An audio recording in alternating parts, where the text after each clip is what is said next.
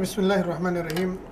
سب سے پہلے تو آپ نے تمہیداً بڑی دکھی قسم کی تمہید آپ نے سٹارٹ کر لی۔ دیکھیں، میں تو یہ کہوں گا کہ قوموں کی زندگی میں عروج و زوال، کاہش و ادبار، تنزل و انحطاط، مشکلات، مصائب اور اس طرح کے حادثات رونما ہوتے ہیں، یہ کوئی نئی بات نہیں ہے۔ آپ دیکھیں جاپان میں ہیروشیما ناگاساکی، اتنا بڑے 2.5-3 لاکھ لوگ مارے گئے اور سارے ان کے سبزہ نہیں اگ رہا تھا، لیکن اس جاپان نے خود کو اٹھایا۔ قوموں کی زندگی میں حادثات جو ہوتے ہیں یقیناً اس سے قومیں متاثر بھی ہوتی ہیں، لیکن اسی کو قومیں اگر اپنی طاقت بنائیں، اپنی قوت بنائیں تو قومیں آگے بڑھتی ہیں۔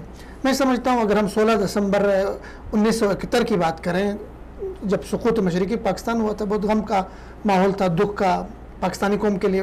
ہمارا دایاں بازو کٹ گیا تھا، اس میں کوئی دو رائے نہیں، بہت بڑا سانحہ تھا، بہت بڑا المیہ تھا، لیکن اس کے بعد پاکستان نے خود کو اٹھایا۔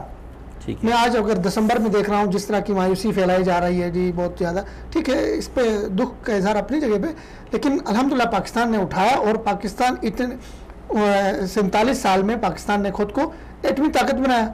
دنیا میں اپنے آپ کو جغرافیائی طور پہ، اپنی طاقتی لحاظ سے، فوجی لحاظ سے پاکستان نے اپنے آپ کو منوایا ہے۔